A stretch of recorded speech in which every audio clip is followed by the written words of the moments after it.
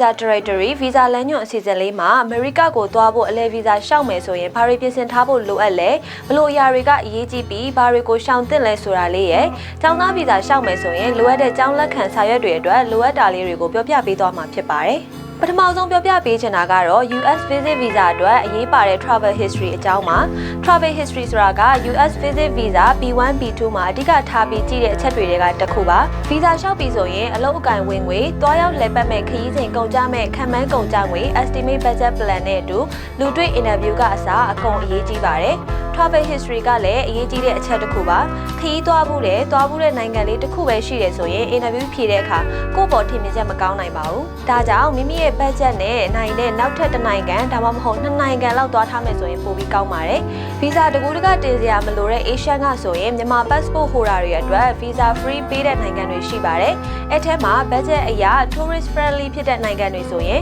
Thailand, Vietnam, Cambodia, Laos နဲ့ Singapore ဒီ၅နိုင်ငံကတော့သွားရလွယ်ကူပြီးကုန်ကျစရိတ်လည်းတက်တာပါတယ်။ Visa လျှောက်ပြီးသွားရတဲ့နိုင်ငံတစ်ခုလောက်ပါတယ်ဆိုရင်တော့ပိုပြီးကောင်းပါတယ်။နောက်တစ်ခုကတော့ Smart Travel History ဆိုတာပါ။ Smart Travel History ကတော့ခရီးသွားနောက်ကြောင်းပါ။ကိုကနိုင်ငံတစ်နိုင်ငံကိုဝင်လဲမယ်ဆိုရင်သူတို့သတ်မှတ်ထားတဲ့ကာလ14ရက်ဆို14ရက်အတွင်းပြန်တယ်။သတ်မှတ်ချက်အတိုင်းလိုက်နာတယ်။ Overstay နေခဲ့တဲ့ record မရှိရဘူး။လဲပတ်နေတော့နိုင်ငံအတွင်းမှာလည်းသူတို့ဥပဒေတိုင်းနေမယ်။ crime record မရှိဘူးဆိုရင်တော့ Smart Traveler တစ်ယောက်ပါ။ Smart Traveler ဖြစ်မဖြစ်ဟာလည်း Visa ပေးဖို့ထည့်သွင်းစဉ်းစားတဲ့အချက်တစ်ခုဖြစ်ပါတယ်။နောက်တစ်ခုပြောပြပေးချင်တာကတော့ Visa မတင်ခင်ဘယ်တော့ခရီးသွားရမလဲ။ခရီးထွက်ပြီးရတဲ့ချက်ချင်း Visa တင်လို့ရလားဆိုတာပါ။ကိုယ့်ရဲ့ Travel History ကကိုယ့်ရဲ့အားလက်ရက်တွေမှာသွားထားတာဆိုရင်တော့အသင့်တော်ဆုံးပါ။ Visa တင်ခါနီးမှာနှစ်နိုင်ငံလောက်ဇက်တိုက်ထွက်ထားတာမျိုးမလုပ်ပါနဲ့။အသင့်တော်ဆုံးအချိန်ဆိုရင်တော့မြန်မာပြည်မှာ April နဲ့ October to March ကခရီးအများဆုံးထွက်ကြတဲ့အချိန်ဖြစ်တာကြောင့်အဆင်ပြေပါတယ်။အကယ်၍အရင်ကသွားဘူးတဲ့စာအုပ်ပြောင်းလိုက်လို့ပဲဖြစ်ဖြစ်စာအုပ်ပျောက်သွားလို့ပဲဖြစ်ဖြစ်ပြောပြလို့ရပါတယ်။ဒါဆိုသူတို့ကမိမိသွားထားတဲ့ခရီးသွားရာဇဝင်ကိုအတည်ပြုပေးပါတယ်။ DS160 ထဲမှာစဖြည့်ကလေးကအဟောင်းစာအုပ်ရဲ့ passport နံပါတ်နဲ့အတူရှင်းလင်းချက်ကိုတင်ပြရပါမယ်။ဖော်ပြရပါမယ်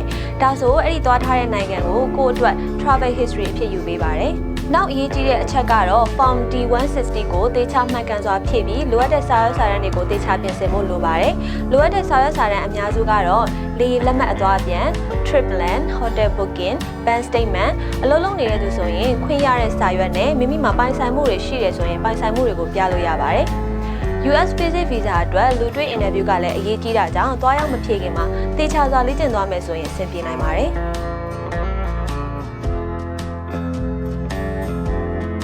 But it better be back to a country outside the United States. You will not be issued a US visa to the United States with a one-way ticket. And if by chance you do get the visa,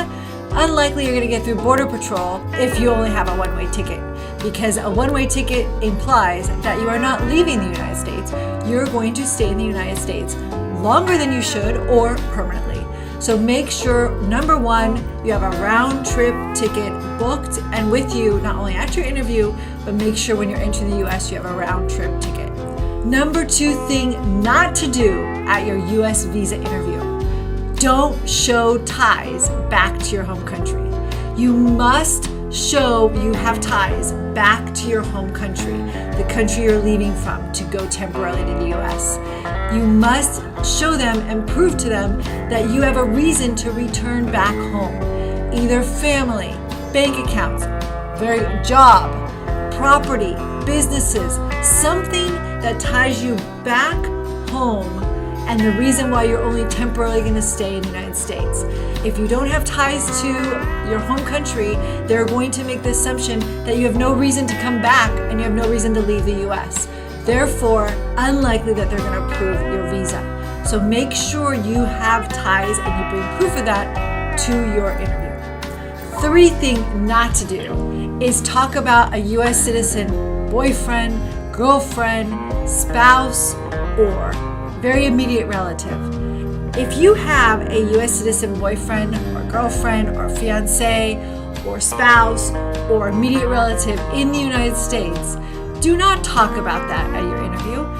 If you're asked, do not lie, but do not talk about that on purpose. I'm going to the United States to visit my US citizen fiance. Not a good idea to do.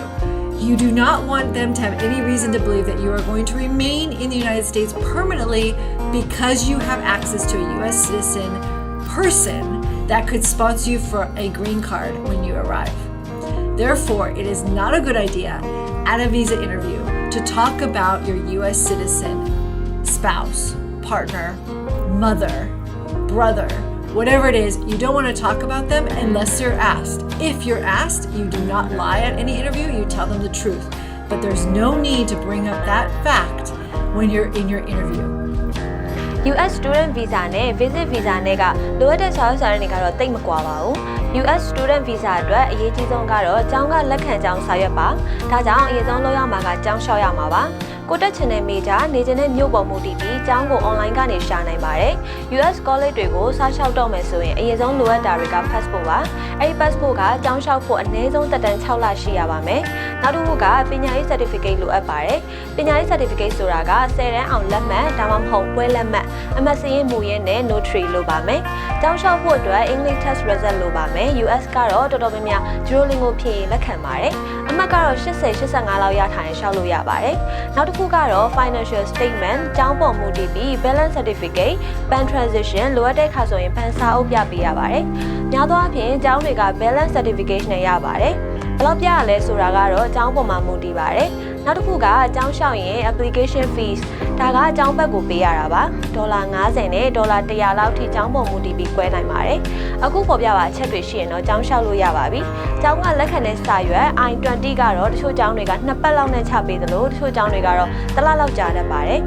ကျောင်းလက်ခံစာရွက်ရရှိပြီဆိုရင်တော့ကျောင်းသားဗီဇာလျှောက်ဖို့ကို appointment ယူပြီးလူတွေ့ interview ဖြေဆိုနိုင်ပါပြီဒီနေ့မှာတော့ America ကိုသွားဖို့အလဲဗီဇာလျှောက်မယ်ဆိုရင်တည်ထားတဲ့အချက်တွေရဲ့ကျောင်းလျှောက်ဖို့လိုအပ်တဲ့အချက်လေးတွေကိုပြပြပေးခဲ့တာပါနောက်ပတ်တွေမှာလည်းအာရှနိုင်ငံတွေကိုသွားရောက်နိုင်တဲ့ဗီဇာအကြောင်းတွေအပြင် America, Canada, ဥရောပနဲ့ Australia နိုင်ငံတွေကိုသွားရောက်နိုင်တဲ့ဗီဇာအကြောင်းတွေနဲ့တည်ထားတဲ့အကြောင်းအရာလေးတွေကိုအပတ်စဉ်တင်ဆက်ပေးမှာမို့ပတ်စဉ်တင်ဆက်မဲ့ Visa Directory ဗီဇာလမ်းညွှန်အစီအစဉ်လေးကိုစောင့်မျှော်ပေးကြပါဦးနော်